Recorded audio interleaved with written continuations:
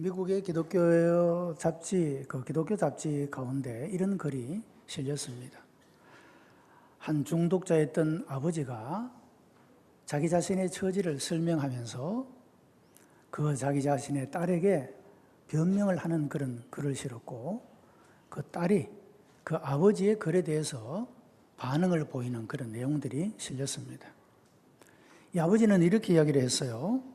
나는 내가 당연히 이렇게 살아가서는 안 된다는 것을 잘 알고 있다. 그러나 어쩌란 말이냐. 마약은 나에게 기쁨과 즐거움을 줄 수 있는 유일한 것이란다. 이 마약마저 없다면 내 인생에는 아무런 위로가 없구나. 마약 중독에 빠진 이 아버지가 나도 내 자신을 어떻게 할 수가 없다. I can't helping. 나도 내 스스로를 도울 수가 없다.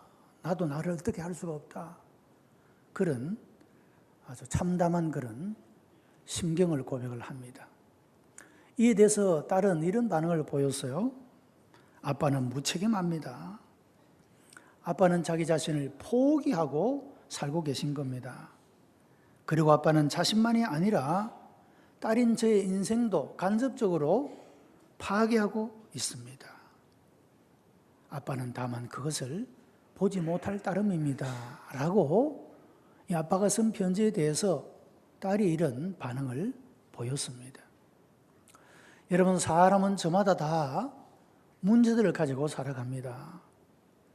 내가 이 문제들을 해결하고 벗어나고 싶지만, 그래서 하나님이 기대하시는 하나님의 백성으로서 합당한 그런 삶을 살고 싶지만, 그것을 날마다 깨닫고 후회하고 회개하고 그리고 달라지기를 노력하지만, 그러나 내가 할 수 없는, 벗어나지 못하는 여전히 그 문제 가운데, 그 아주 못된 습관 가운데, 그곳에서 허우적거리면서 해결하지 못하는 그런 많은 모습들을 가지고 살아간다는 것이죠.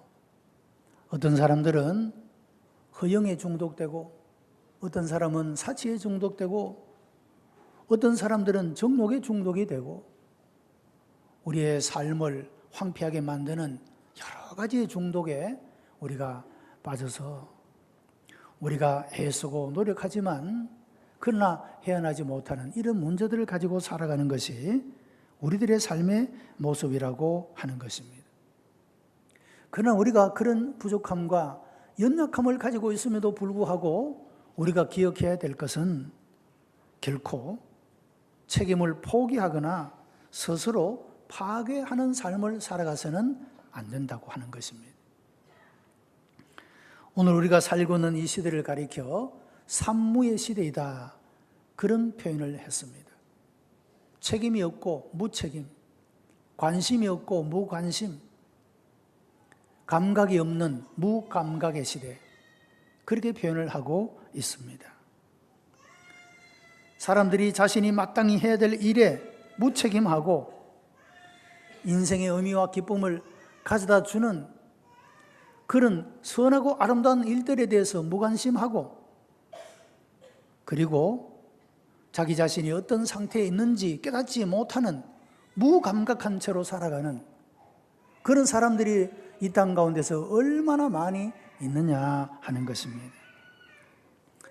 이제는 무더운 여름이 지나가고 소위 결실하는 가을의 계절이 돌아왔습니다. 가을은 사색하고 낭만을 즐기는 그런 아마 계절이라고도 말할 수가 있을 것입니다. 이 결실의 계절에 내가 거두어 드릴 열매가 없다고 한다면 얼마나 그것이 비참하고 참담한 모습일까 하는 것입니다. 무엇이 내 인생에 아름다운 열매가 없이 이렇게 인생을 살아오게 만들었을까? 자기 자신을 돌아보면서 깊은 고민에 빠지고, 그리고 스스로를 향하여 해답을 질문하고 있는 사람들에게 오늘 이 본문의 말씀은 교훈을 주고 있습니다. 어떻게 하면 열매가 없는 무의미와 허무 속에 인생을 마칠 수 있는 우리를 향하여 이런 삶을 새롭게 만들고 열매를 맺는 삶을 살아갈 수가 있을까? 의미와 보람과 기쁨이 넘치는 그런 인생으로 우리가 열매를 맺으며 살아갈 수 있을까에 대한 그런 교훈을 주고 있다는 것입니다. 본문은 열매가 없는 무화과 나무의 비유입니다. 이에 비유로 말씀하시되 한 사람이 포도원에 무화과 나무를 심은 것이 있더니 와서 그 열매를 구하였으나 얻지 못한지라, 그렇게 말씀을 하고 있습니다. 왜 열매가 없을까? 첫째는 자기가 감당해야 될 책임을 다하지 못했기 때문이라고 하는 것입니다. 여러분, 무화과 나무의 책임은 열매를 맺는 것입니다. 무화과 나무는 그 용도 자체가 열매를 맺는 데 있지 다른 데 목적이 있지 않습니다. 무화과 나무의 존재의 목적과 이유는 열매를 맺는 것이라고 하는 거죠. 그 나무는 제목으로 쓸 수 있는 나무도 아닙니다. 지금은 달라졌지만 불을 때는 땔감용으로도 사용하기에 적당한 나무가 아닙니다. 장식용으로도 쓰기가 적당치 않은 나무, 다르게 말하면 다른 것으로는 별로 쓸모가 없는 나무, 오직 그 열매가 그 자신을 가장 존귀하게 만들고 가치 있게 만드는 그런 목적을 가진 나무라 할 수가 있습니다. 여러분, 우리나라도 순천, 무안, 해남 이런 쪽으로 가보니까 무화과 나무를 얼마나 많이 재배하는지 몰라요. 길마다 이렇게 무화과를 판매하려고 전시해 놓는 그런 모습들도 보게 됩니다. 이스라엘에는 이 무화과 나무, 포도나무, 감람나무가 3대 농작물이었습니다. 요즘은 물론 많이 바뀌었겠죠. 그런데 이 모든 나무들이 가장 중요한 역할은 열매를 맺는 것이다, 그런 말입니다. 사람은 왜 존재할까요? 예수님께서 제자들을 선택하시고 그들을 부르신 이유에 대해서 이렇게 성경은 말하고 있습니다. 내가 너희를 택한 것은 너희로 가서 열매를 맺게 하려 함이라. 요한복음 15장에 그렇게 말씀을 하고 있습니다. 자, 이 말씀을 우리에게 적용해 본다면 하나님이 이 땅에 살아가는 많은 사람들 가운데서 왜 우리를 하나님의 자녀로 택하셨을까? 분명히 그 이유 가운데 하나는 우리로 하여금 열매를 맺도록 하기 위함이라는 것입니다. 그렇다고 한다면 오늘 우리는 우리 자신의 삶을 스스로 돌아보면서 나는 주님이 기대하고 계시는 열매를 맺고 있는가? 아니면 땅만 버리고 있는가? 그것을 스스로에게 질문해 볼 수 있어야 한다는 겁니다. 자, 성경이 열매라고 말할 때 두 가지 측면을 항상 강조하고 있습니다. 첫째는 생명의 열매를 말합니다. 예수 그리스도를 구주로 믿고 얻는 영원한 생명.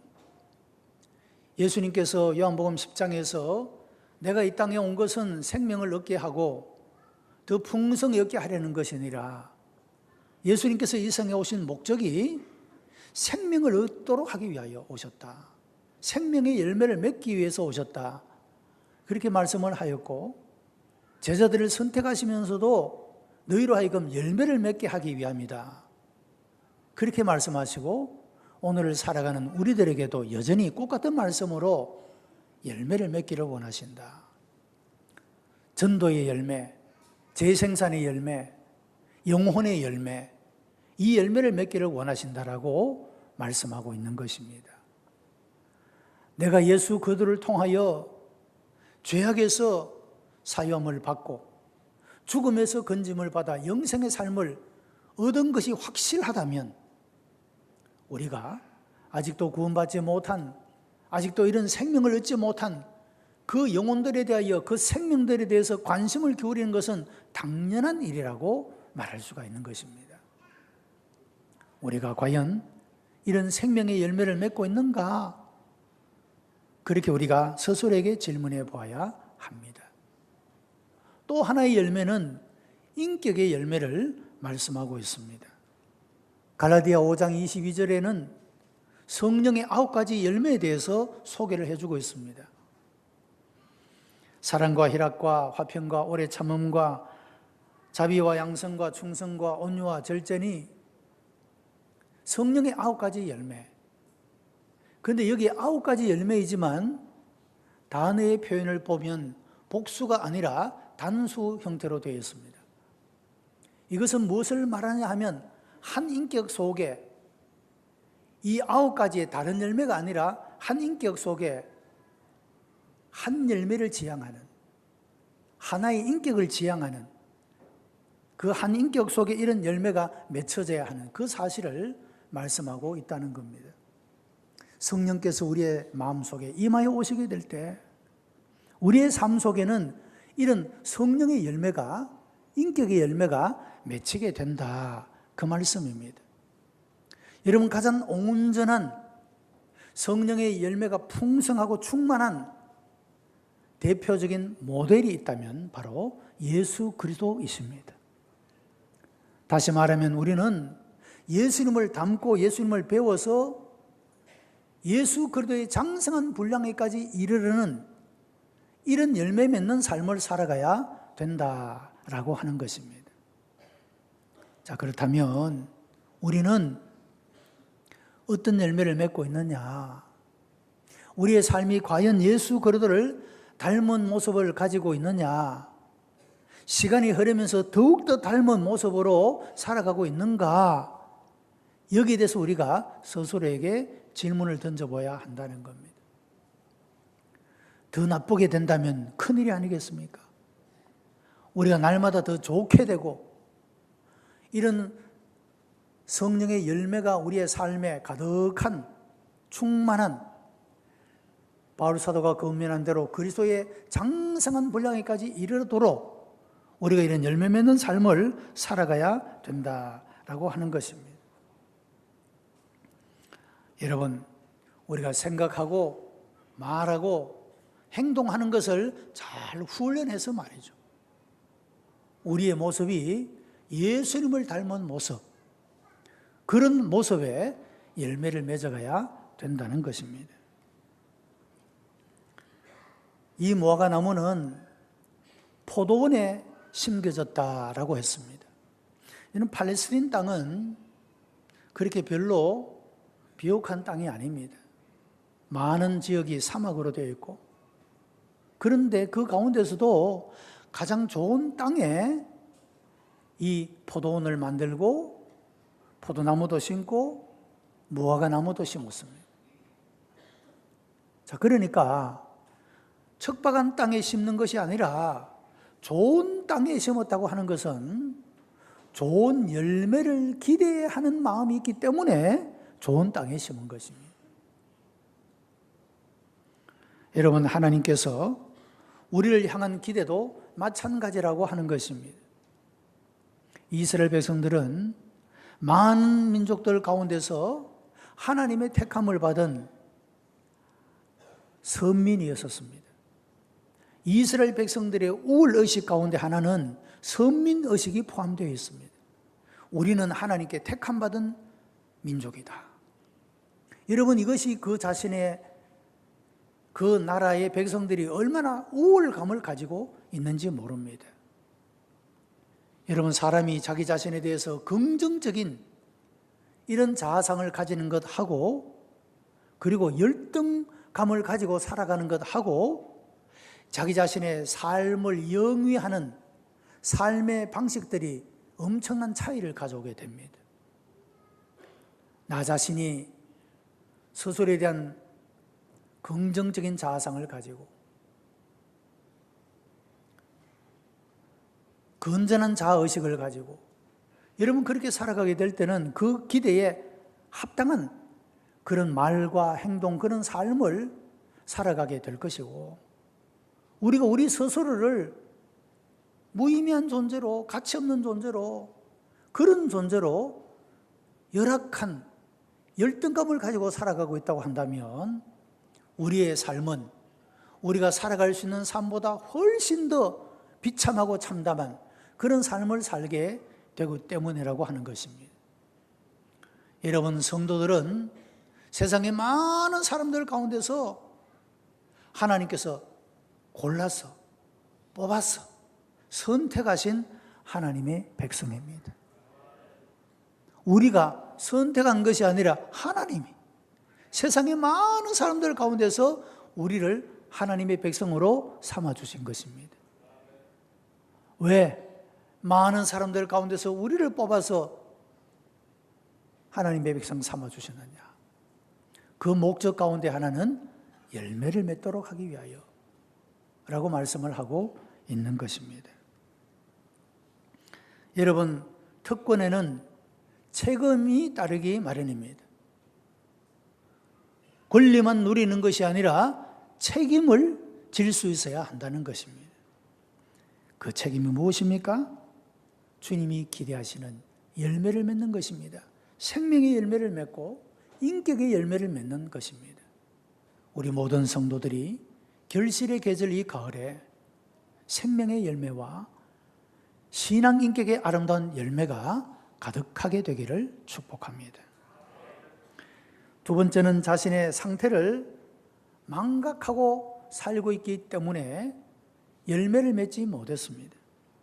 7절 말씀에 과은직에게 이르되 내가 3년을 와서 이 무화과 나무의 실과를 구하되 얻지 못하니 찍어버리라.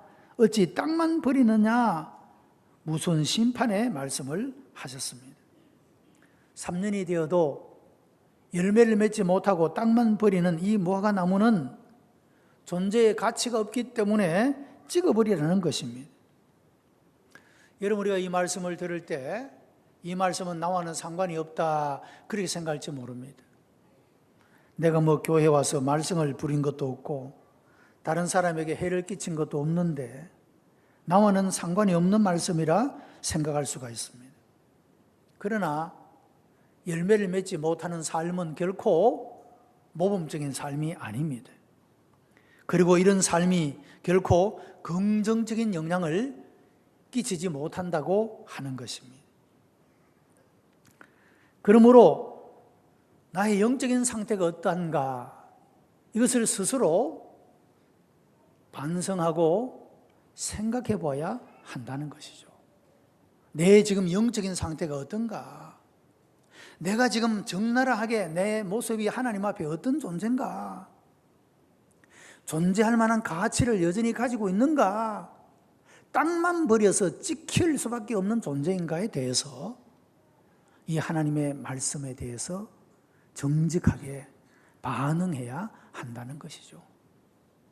자, 여러분, 우리가 열매를 맺지 못함에도 불구하고 아직도 찍혀나가고 있지 않는 이유 가운데 하나는 하나님의 은혜요, 하나님의 긍휼 때문입니다. 하나님의 은혜가 아니면, 하나님이 긍휼히 여기심이 아니면, 여러분, 만약에 하나님이 우리의 말한 악한 말대로, 우리 악한 행동대로 하나님이 처분하시면 남아있을 사람이 누가 있겠어요? 하나님이 그저 우리를 참아주시고 긍휼히 여기시고 불쌍히 여기시고 은혜를 베푸시기에 남아있는 것이죠.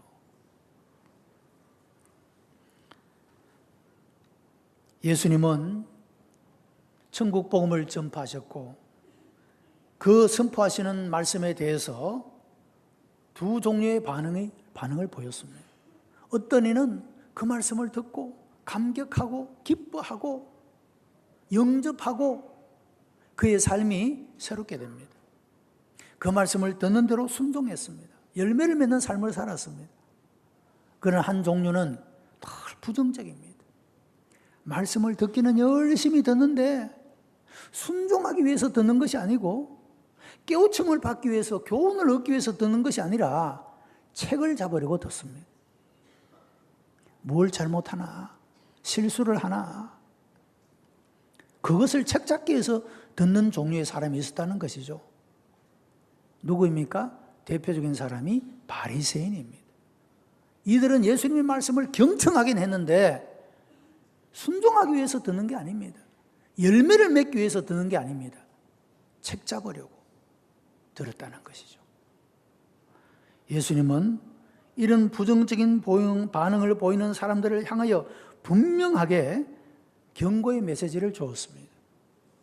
이 사람들은 자기도 천국에 들어가지 아니하고 다른 사람도 천국에 들어가지 못하도록 막는 사람이라고 그렇게 분명하게 경고하고 있는 그런 모습을 보게 되는 것입니다. 자, 여러분, 우리가 하나님 말씀을 듣고도 열매를 맺지 못한다면 우리는 부정적 영향을 끼치고 있는 사람입니다. 우리가 하나님 말씀을 듣는 대로 순종하는 삶을 살아간다면 선한 영향력을 끼치는 사람이라는 것이죠. 이런 열매를 맺어야 한다. 만약에 이런 열매를 맺지 못하면 땅만 버리니까 찍어버리라. 그렇게 말씀하고 있다는 것입니다. 오늘 우리의 삶의 상태가 어떨까? 주님 보시기에 열매를 맺고 있는가? 땅만 버리고 있는가? 우리 자신의 상태를 잊어버리고 살면 열매를 맺을 수가 없다. 적어도 우리가 고민해야 합니다. 주님, 제가 주의 말씀을 순종하지 못해서 주님이 기대하시는 열매를 맺지 못하고 있습니다. 여러분, 적어도 이런 고민은 우리가 가지고 있어야 희망이 있는 것이죠. 이것조차도 자기 자신의 상태가 지금 하나님 앞에 합당한지 그렇지 못한지조차도 분별하지 못하고 살아간다는 것은 참으로 비참한 일이라고 말할 수가 있는 것입니다. 셋째는 자기 자신의 위기를 인식하지 못했기 때문에 열매를 맺지 못한 것입니다. 열매를 맺지 못하면 버림을 당한다는 자신의 위기를 인식하고 살아가야 된다는 것입니다. 오늘 아무 일이 없으니 괜찮은 것이 아닙니다. 늘 깨어서 기도하고 주님의 말씀에 귀를 기울여야 하는 것입니다.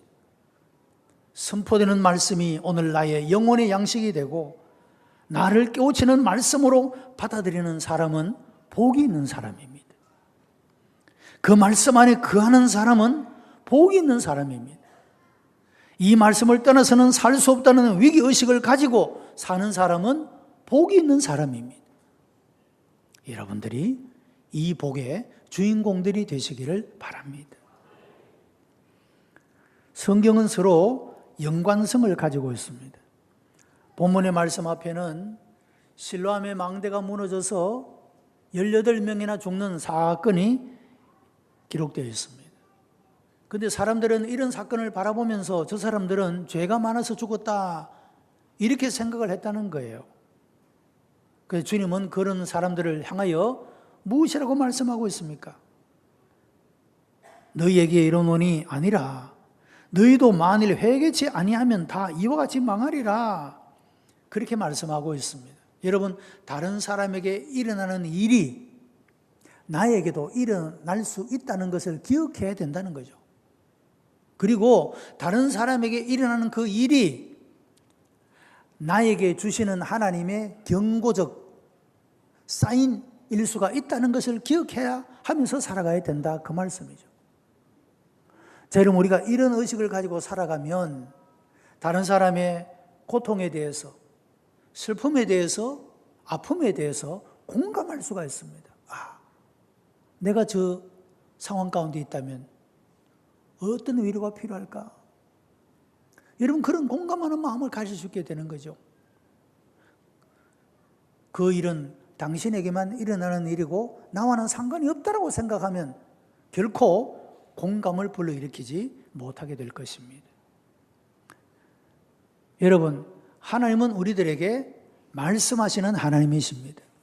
선포되는 말씀을 통하여, 우리가 읽는 이 말씀을 통하여, 우리가 배우는 말씀을 통하여 뿐만 아니라 우리 주변에서 일어나는 나에게든지 다른 사람에게든지 일어나는 일을 통해서 말씀하시는 하나님이시라, 그 말씀이죠. 그 하나님의 말씀 속에는 위로도 있고, 그리고 우리들을 격려하는 말씀도 있을 뿐만 아니라 우리들에게 그렇게 살면 안 된다, 그런 경고의 말씀도 있다는 것입니다. 오늘 괜찮다고 해서 내일 괜찮으라는 약속이 없는 것입니다. 자, 여러분, 오늘 이 말씀을 보면 주인은 열매 맺지 못하고 땅만 버리는 이 무화과나무를 찍어버리라 그랬어요. 그런데 과원제기가 주인에게 이런 호소를 합니다. 주인이여, 제가 한 해 동안 열심히 걸음을 주고 잘 돌보겠으니 열매를 맺으면 좋겠거니와 만일 그렇지 않으면 그 후에는 찍어버리소서. 그렇게 대답을 하고 있습니다. 자, 여러분, 오늘 우리가 하나님의 말씀에 적절한 반응, 열매를 맺지 못하고 있음에도 불구하고 아직도 지켜나가고 있지 않는 이유는 분명히 그 가운데 하나는, 하나님 한 번만 봐주세요, 한 번만 살려주세요, 이번만 좀 건져주세요. 여러분, 우리가 그렇게 하나님 앞에 엎드려서 기도하고 있기 때문일 수도 있다는 거죠. 그러나 언제까지 안심할 수는 없다는 것입니다. 오랫동안만 그럼 열심히 주고 돌보겠는데 열매 맺으면 좋지만 만약에 그 후에도 안 되면 그때는 찍어버리십시오. 그래도 제가 일을 제기하지 않겠습니다. 여러분, 얼마나 위기가 있는 말씀입니다.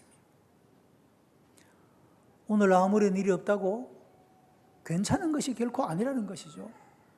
내 삶이 주님이 기대하시는 열매를 맺고 있느냐, 그렇지 못하느냐, 우리 자신의 상태를 잘 점검해서 만약에 그렇지 못하다고 한다면 여러분, 하나님 앞에 호소하고, 하나님이여, 그래도 하나님이 기대하시는 열매를 맺을 때까지 참아주소서. 제가 다시 한번 열심히 해보겠습니다. 여러분, 이런 호소가 필요하다, 그 말씀이죠. 여러분이 누군가를 위해서 중보의 기도를 하는 그것이 여러분 어쩌면 그 사람을 붙잡아 주고 있는 그런 희망일 수도 있다는 것이죠. 부모가 자녀를 위해서 기도하는 것도 마찬가지가 아니겠습니까? 그 행동으로 보면 마땅히 저주를 받고 재앙을 받을 수밖에 없음에도 불구하고 하나님이 그 부모의 눈물의 기도를 들으시고 하나님이 참고 계시고 붙잡고 계시는 자녀들이 얼마나 많습니까? 여러분, 하나님을 근심시키는 자녀가 되지 말고 하나님의 마음을 기쁘시게 하는 열매 맺는 성도들이 되시기를 바랍니다. 많은 사람들 중에서 우리를 택하고 골라 뽑아서 하나님의 백성이 되게 하고 이 교회 좋은 땅에 심어두셨습니다. 무엇 때문에? 열매를 맺도록 하기 위해서. 무슨 열매? 생명의 열매, 인격의 아름다운 열매를 맺어서 그 열매를 통하여 많은 사람들이 하나님께 영광을 돌리도록 하기 위해서 우리를 부르셨다는 것입니다.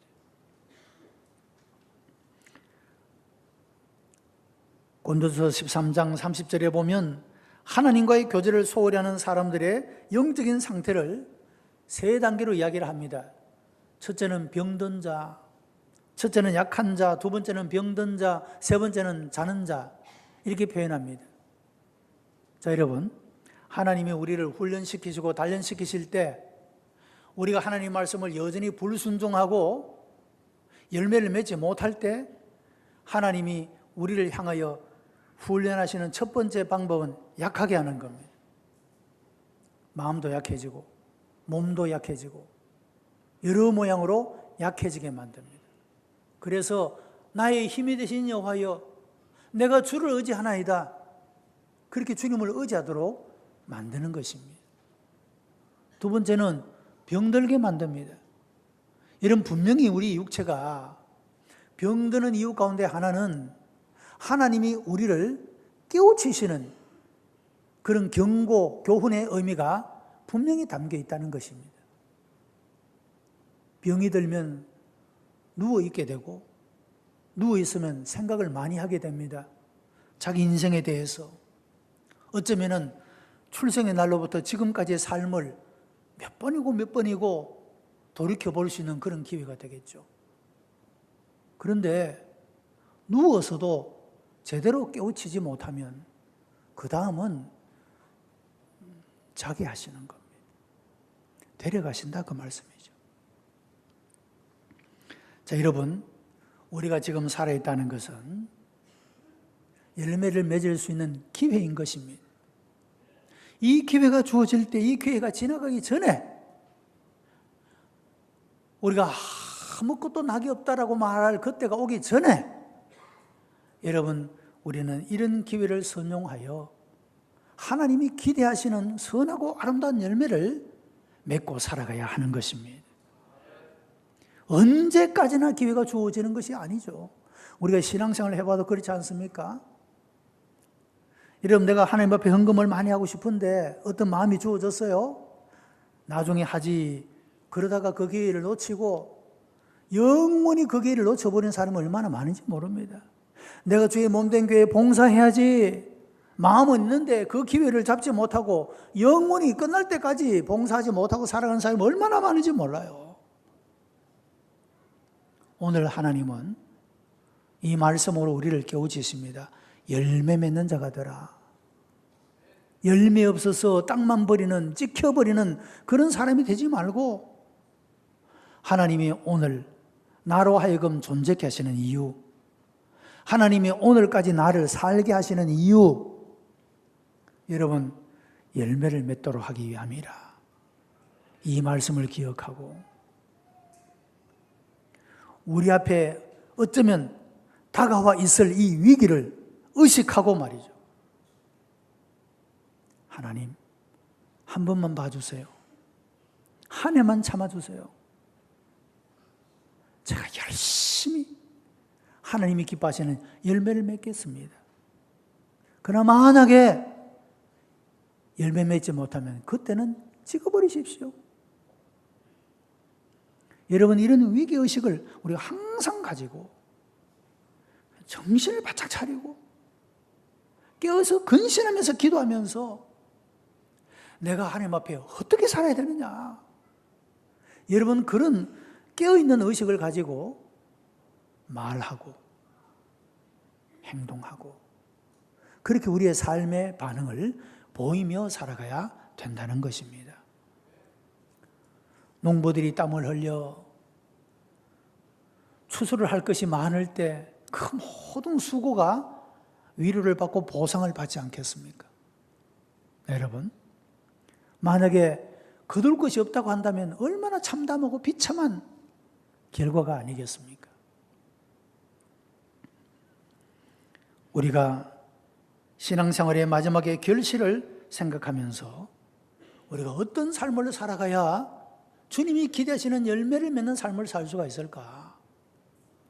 내게 주어진 책임을 잘 감당하고 직분의 책임, 직책의 책임, 성도의 책임, 이 책임을 잘 감당하고 그리고 나는 무엇 때문에 살고 있으며 내 현재의 상태가 어떤 모습인지를 잘 분별하고 깨닫고 그리고 언제라도 찾아올 수 있는 인생의 마지막을 위해서 준비되어 있는 이런 자세로 살아가는 사람이 열매 맺는 사람이 될 수가 있다. 그리고 세월이 더하여 갈수록 예수님을 닮은 모습으로 변화되어 가는 여러분, 이런 삶을 살아가는 사람이 열매 맺는 사람이라는 것입니다. 열매를 몇 년 만에 맺어야 될까요? 오늘 본문을 문자대로 이야기하면 3년 지나면 열매 맺어야 된다. 그런 말씀이죠. 저는 이 말씀을 문자적 그대로 교훈을 삼는다면 우리가 정말로 마음을 다하고 진지하게 신앙의 생활을 3년 동안 잘 훈련받으면 우리가 교리적으로 알아야 될 것, 하나님, 예수 그리스도, 성령님, 교회, 신앙의 생활, 이런 모든 우리 신앙과 관련된 부분에 대해서 우리가 어떻게 해야 될지를 알게 되고, 동시에 우리가 어떻게 살아야 하는지 실천적인 그런 교훈을 우리가 분명히 배우게 되고, 그리고 시간이 지날수록 점점 예수 그리스도를 닮은 모습으로 변해갈 줄로 믿습니다. 그런데 오래되었는데도 열매가 없는 것은 왜 그렇습니까? 진지하게 신앙의 생활을 하지 않기 때문에 그렇습니다. 하나님 말씀은 수없이 듣는데 그 말씀에 대해서 제대로 반응하지 않기 때문에 그렇다는 거죠. 바리새인은 수없이 들어도, 얼마나 잘 경청을 해도 열매가 없었습니다. 왜? 순종하기 위해서 듣는 게 아니었기 때문에 그렇습니다. 책 잡으려고 들었기 때문에 그렇다는 것이죠. 여러분, 이 가을의 계절에 육적으로 주시는 풍성한 추수가 있게 되기를 바랍니다. 동시에 여러분, 영적인 아름다운 결실들을 맺는 그런 가을이 되기를 바랍니다. 책임을 잘 감당하고 우리의 스스로의 영적인 상태를 잘 파악하여 하나님 앞에 간구하고,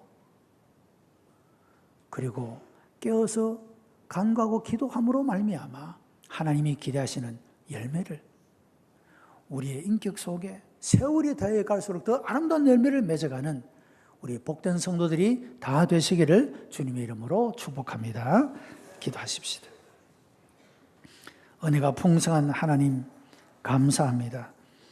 우리를 사랑하시어 하나님의 자녀를 삼으시고 하나님의 백성이라는 자존감을 가지고 살아갈 수 있도록 은혜 주시니 감사하옵나이다. 아버지, 원하기는 우리가 이런 하나님의 백성, 하나님의 자녀로서 합당한 그런 응답하는 삶을 살기를 원합니다. 성령께서 우리를 깨우쳐 주시옵소서. 이곳에 임재하시고 역사해 주시옵소서. 그래서 진실로 하나님이 기대하시는 아름다운 열매를 맺고, 아버지 하나님, 언제 우리를 부르시든지 후회할 것이 없는 모습으로 하나님 앞에 서는 하나님의 백성들이 다 되게 역사해 주시옵소서. 예수 그리스도의 이름으로 기도드리옵나이다. 아멘.